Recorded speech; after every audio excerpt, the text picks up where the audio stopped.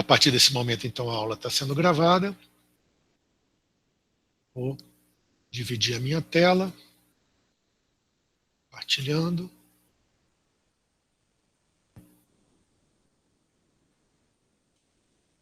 Está aqui. Foi, não foi?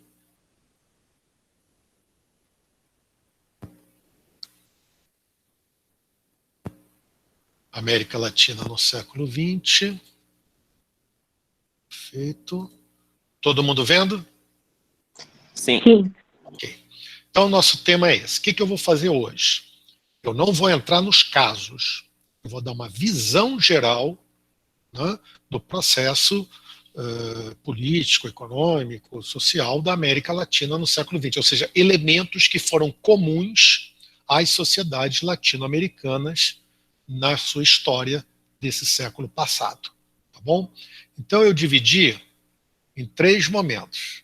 O primeiro momento é esse aqui, tá? 1870, 1945. As datas são meramente indicativas, tudo bem? Como sempre, na questão da cronologia da história, as datas indicam um determinado período, mas elas não são para serem tomadas ao pé da letra.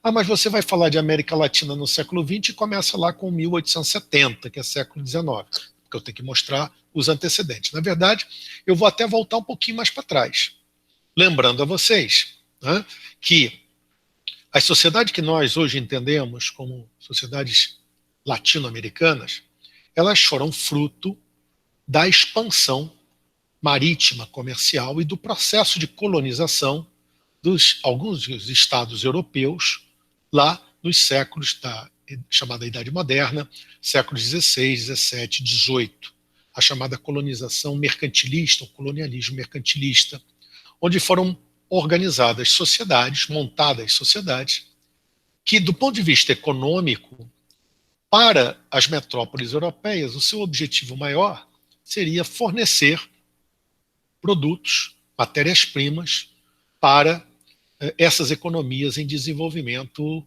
no continente europeu. Perfeito? E aqui, evidentemente, essas sociedades se desenvolveram e foram criadas elites, normalmente de origem europeia e particularmente de origem da metrópole dominante naquele território, que tinham, não é isso, como, digamos, atividade central essa produção de produtos agrários, produtos agrícolas, né, voltados para exportação. Era uma economia primário exportadora, porque em alguns casos tinha a questão dos metais preciosos. Tudo bem. É uma economia primário exportadora. E foram essas elites, né, de grandes proprietários, vinculados a esse setor de produção voltado para a exportação, que dirigiram os processos de independência nos países da América, e eu estou falando da América em geral. Processos de independência que ocorreram num arco mais ou menos de 50 anos, meio século, entre 1776 e 1825. Tá? Quando você olha para o mapa da América, mapa político da América, em 1825, praticamente você não vê mais colônias. Nós vimos, até falamos de uma exceção, o caso de Cuba, quando estudamos a Revolução Cubana. Mas a maior parte dos territórios do continente americano agora eram politicamente independentes. E essas elites proprietárias de terras, vinculadas a essa economia primária exportadora, com ligações com as antigas metrópoles, e agora relações que aos poucos, principalmente na segunda metade do século XIX, também muito mais intensas com os Estados Unidos, bem, começam a se desenvolver. E tem um projeto de desenvolvimento interno, seja ele qual for, mas sempre controlado por esses setores vinculados à exportação. Tudo bem. O que nós vimos? O que vocês sabem? Que na segunda metade do século XIX, particularmente a partir da década de 1860, 70, houve uma mudança importante nas estruturas do capitalismo nas potências centrais.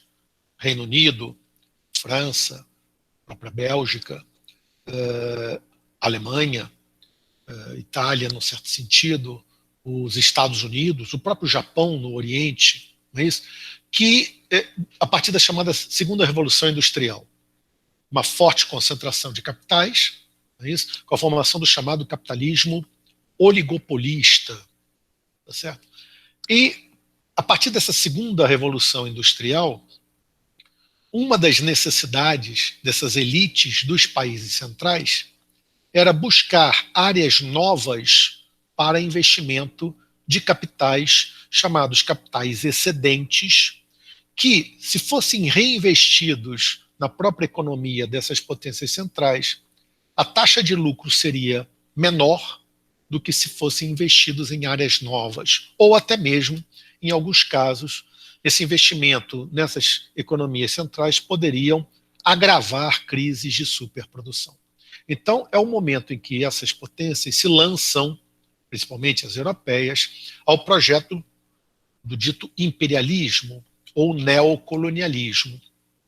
No caso da América Latina, como esses estados já eram estados independentes, a relação não foi uma relação de dominação direta, como foi na África, como foi na Ásia, que nós estudamos quando estudamos o processo de descolonização.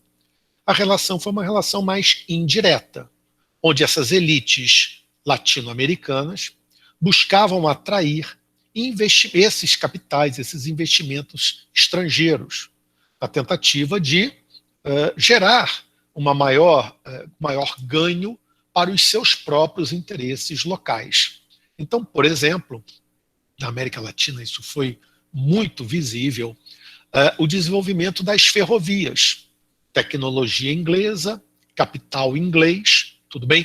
Esses estados latino-americanos começaram a trazer essas ferrovias para os seus respectivos territórios, e essas ferrovias eram sempre vinculadas ao setor da economia primário exportador. Então elas ligavam o porto à região produtora, ou à região onde havia extração da riqueza, que era interessante para essas elites mandarem para os países centrais.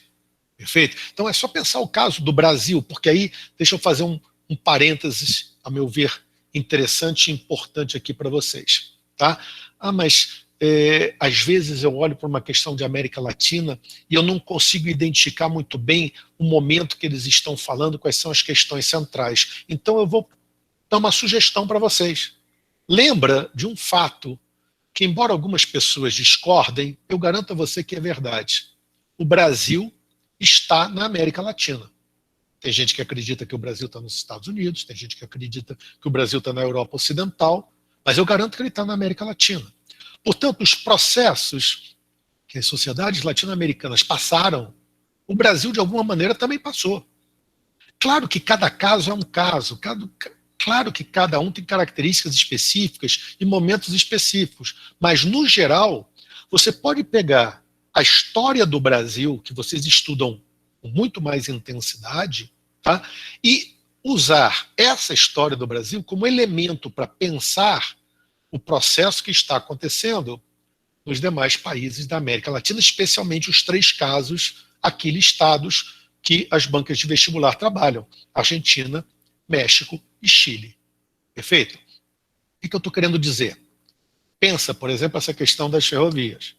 Tá? Na época do Império, essas ferrovias começaram a ser instaladas aqui no Brasil, ligando as áreas produtoras de café, seja no Rio de Janeiro, Vale do Paraíba Fluminense, seja em São Paulo, aos portos do Rio de Janeiro e ao Porto de Santos. Tudo bem? Dentro dessa lógica, né, que interessava essas elites, no caso do Brasil, cafeicultoras. Isso vai acontecer no México, isso vai acontecer na Argentina, ligado ao setor de exportação de trigo, no México, ligado à exportação de algodão, ou até mesmo a questão do setor petrolífero. Tudo bem que no México vai ser importante. No Chile tem a ver com a questão do cobre, da exportação do cobre, que aí cada país tem o seu produto rei da economia, o produto fundamental da sua economia. Ora, esse processo de entrada desses capitais, a ele também corresponde uma entrada de imigrantes. Isso é muito claro no Brasil, sem dúvida nenhuma, na Argentina sem dúvida nenhuma. No México um pouco menos, no Chile um pouco menos. E esses imigrantes que vêm, porque havia vazios territoriais, carências de mão de obra, eles são basicamente europeus. Aí entra toda uma lógica da visão das elites latino-americanas na época, né, que tem a ver com a questão de uma visão da superioridade racial branca, toda aquela questão que vocês também conhecem. Muito bem.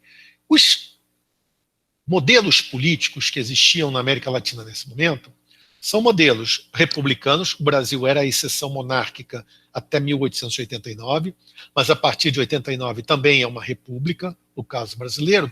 Repúblicas que são dominadas, controladas, ou até a melhor expressão, hegemonizadas por esses grandes proprietários vinculados ao setor primário exportador de cada país, evidentemente.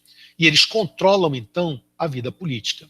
Só que essa entrada de capitais, essa ideia de modernização, esse olhar que essas elites tinham, né, especialmente para Paris, para Londres, tudo bem, como os meridianos que mostravam o que deveria ser o futuro, né, dessa sociedade moderna que eles esperavam modernizar, era uma modernização que, evidentemente, tinha que ser feita sob o controle deles.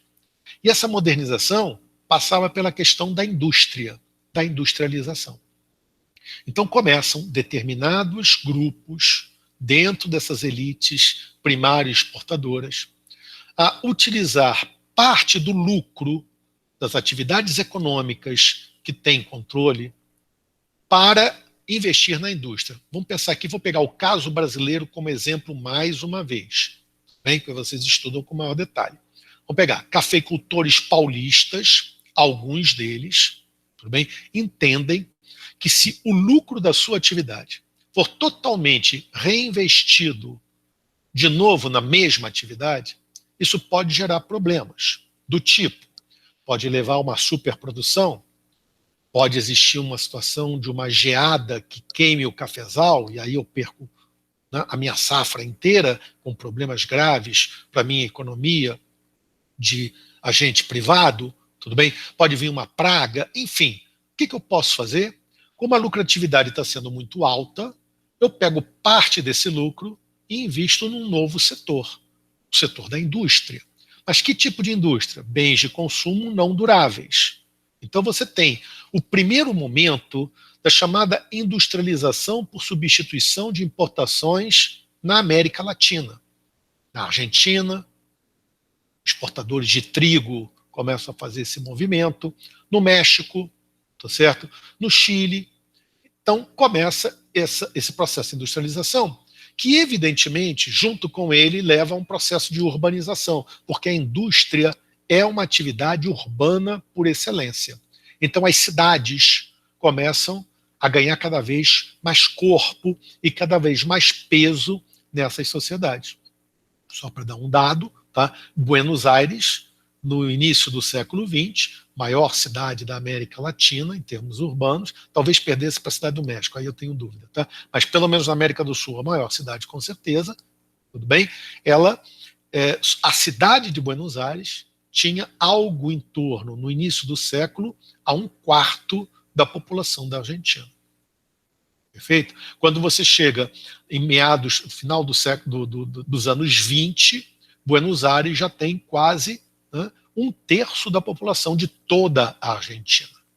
Logo, essas cidades, e cidades são centros políticos, porque as pessoas convivem com proximidade, se veem nas ruas, não é isso? Se veem nos seus locais de trabalho, tem uma sociabilidade muito maior do que no interior, onde as pessoas moram muito mais afastadas umas das outras. Logo, a cidade é um espaço da política. Esses setores sociais novos, criados por esse processo de industrialização, urbanização, que setores sociais são esses? Camadas médias urbanas, proletariado industrial.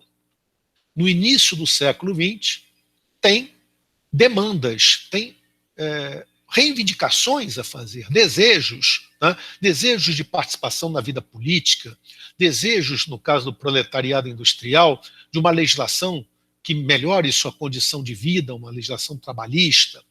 Só que eles encontram, diante dessas reivindicações que fazem aos governantes que são membros dessas elites primário exportadoras, tá certo? Um sistema político completamente bloqueado.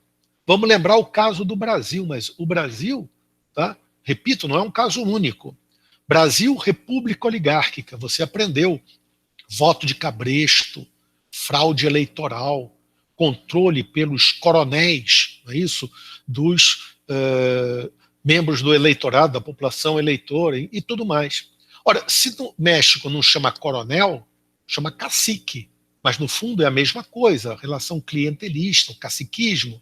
Se na Argentina não chama coronelismo, chama caudilismo, mas também é o mesmo modelo. Elites, não é isso? Primário exportadoras, que controlam o eleitorado e não dão brecha, não dão margem para que os novos setores possam efetivamente participar das decisões políticas.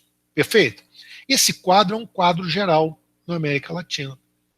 Ah, mas essa hegemonia oligárquica que você colocou aqui, ela vai entrar em crise? Vai entrar em crise. Tá certo?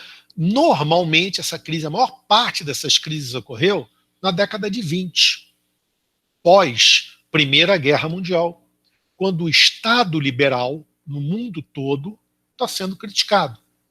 É o início, né, do projeto lá do socialismo de modelo soviético, da Revolução Bolchevique, é o projeto do fascismo na Itália, do nazismo na Alemanha, o New Deal nos Estados Unidos pós-crise de 29, perfeito? Mas, no México, por exemplo, essa crise da hegemonia oligárquica, ela se deu em 1910, quando houve uma revolução extremamente radical, que nós estudaremos aqui, que balançou o poder dessas oligarquias. Tá? Da mesma forma, na Argentina, essa hegemonia oligárquica também ela foi fortemente, digamos, fragilizada nas eleições de 1916, por um processo diferente do que ocorreu, por exemplo, no caso mexicano. No caso do Brasil, foi em 1930, chamada Revolução de 30. No Chile foi na década de 30, efeito da crise de 29. Mas, de qualquer maneira, o que eu quero que vocês entendam é que esse processo, industrialização, urbanização, que foi iniciado por interesse das elites primário exportadoras, lá no final do século XIX, início do século XX, trouxe problemas para essas próprias elites, problemas de uma sociedade mais complexa, com novos grupos sociais, com demandas, com reivindicações que, para serem atendidas, essas oligarquias tiveram que buscar outras formas de organização política. E aí a gente entra na segunda fase. E essa segunda fase é a participação do Estado nesse processo de industrialização por substituição de importações. Mas também a participação de um Estado, e portanto estamos falando agora de agentes, digamos, burocráticos, técnicos no poder com essas elites, tudo bem? Em que consideram que diante da crise, principalmente dos efeitos da crise de 29, generalizada nos países centrais, é necessário passar por uma outra etapa da industrialização por substituição de importações. A etapa voltada para a produção de bens de capital, de desenvolvimento de uma infraestrutura com recursos, né, do Estado nesse momento. Ah, mas por quê? Primeiro, porque o capital privado nacional ele não tem esses recursos para esse tipo de projeto, porque o investimento é muito pesado, é muito grande. E, por outro lado, nesse momento, o investimento externo não virá. Por que ele não virá? Crise de 29, perfeito? E guerra, Segunda Guerra Mundial. Logo, o Estado passa a ter um papel importante aqui. Tá? No Brasil, isso ficou muito claro. É o Estado Novo varguista, por exemplo. Tá? Mas na Argentina, esse projeto também começa. No México, ele é muito claro com a figura do presidente Cárdenas. Perfeito? E no Chile também. O Chile é um caso um pouquinho diferente nesse aspecto, vai ser mais tardio, mas também as discussões já estão se fazendo nesse campo. Tudo bem? Ora, se a indústria vai ser enfatizada como atividade importante da economia desses países, o êxodo rural vai aumentar porque você precisa atrair mão de obra, fecham-se as portas para a imigração europeia, fechar é forte demais, tá? Mas limita-se a entrada de imigrantes nesses países a partir da década de 30, perfeito? Todos eles, isso é uma tendência generalizada. Então você começa a atrair as pessoas do campo para a cidade. Só que essas pessoas começam a chegar, as cidades começam a crescer, a inchar cada vez mais. O que eu faço com essas pessoas do ponto de vista político? Eu tenho que incorporá-las ao processo político, mas eu tenho que incorporar de forma controlada, perfeito? Ou seja, aquele modelo que limitava, por exemplo, o voto, não é mais possível. Eu vou ter que ter um voto universal, efetivamente universal. Eu vou ter que ter um voto feminino, sem dúvida nenhuma. Mas como é que eu incorporo essas massas? Eu incorporo, de um lado, garantindo direitos, a legislação trabalhista, a legislação social, a montagem de um sistema de previdência social, mas, por outro lado, também controlando através do modelo do corporativismo sindical, que aconteceu no Brasil, Vargas, que aconteceu no México e que aconteceu também na Argentina, com Perón, nos anos 40. Tudo bem? Então, 40, 50. Então, essa ideia, esse caminho de um novo modelo político é o que vai ser chamado populismo, que colocava o nacionalismo como um elemento central e a formação de lideranças carismáticas com relação direta com essa massa, com esse povo. Vamos lembrar de Getúlio Vargas, mas vamos lembrar também de Cárdenas no México, torno sempre a repetir, de Perón na Argentina, podemos falar de Jiménez na Venezuela e vários outros líderes, porque esse seria o modelo político da América Latina nesse momento. Começa nos anos 30, 40. Tá? Vou fazer aqui uma primeira parada, me reapresento aqui a vocês e pergunto, tá? Alguma dúvida em relação ao que eu tenho apresentado aqui? Tem uma pergunta aqui da Luísa. Qual foi a principal causa da hegemonia oligárquica mesmo? Tudo bem? Então vamos ver. Questão interna, tá? O processo de industrialização, urbanização, que começou a gerar grupos sociais, camadas sociais, que contestavam a exclusividade da dominação oligárquica, que querem participar do poder político e fazer as suas reivindicações para que elas sejam atendidas pelo poder de Estado. Você estudou, por exemplo, vou pegar de novo o caso brasileiro, a crise dos anos 20 no Brasil. Tudo bem? O modernismo, Semana de Arte Moderna, né? O Partido Comunista, o movimento tenentista, que vai desembocar na Revolução de 30, não é assim? A Revolução de 30 unia grupos oligárquicos contrários à oligarquia cafeicultora paulista com setores de camadas médias, os tenentes do chamado tenentismo político, e, portanto, não havia mais o domínio total das oligarquias. Um outro elemento muito importante, tá? Na maior parte dos casos, mas retira daí o caso do México, tá? O caso da Argentina, tá? Ele foi a questão da crise 29, que fragilizou as economias primário exportadoras ao praticamente fechar o comércio internacional. Tudo bem, Luísa? Ficou claro, então? Bacana. Tá bom. Posso avançar? Ok. Então vamos avançar. Valeu. Vamos voltar aqui para o nosso... Fiz errado para variar. Tá aqui, veio para o lado de cá. Então, vamos para o ponto 2, que é uma sequência. Tá? Se nós tivemos o nascimento dos regimes ditos populistas, depois a gente pode até discutir esse tema populismo, tá certo? Na década de 30, com o final da Guerra Mundial, da Segunda Guerra Mundial, a forma como as potências centrais vão atuar, ela vai mudar, óbvio. principalmente porque nasce uma superpotência que são os Estados Unidos. E vem a Guerra Fria. Tá? Com a Guerra Fria, que nós estudamos longamente aqui, uma disputa ideológica, uma disputa econômica, uma disputa em todos os campos, entre Estados Unidos e União Soviética, a América Latina era a área considerada pelo governo norte-americano como sendo sua área de influência. Nós vimos, por exemplo, quando estudamos Guerra Fria, o governo Truman montar lá, né, as estruturas de projeção da hegemonia americana de forma mais direta, com o TIAR, Tratado Interamericano de Assistência Recíproca, o Organismo Militar das Américas, a OEA, Organização dos Estados Americanos, mecanismo político das Américas, naquele momento liderado claramente pelos Estados Unidos.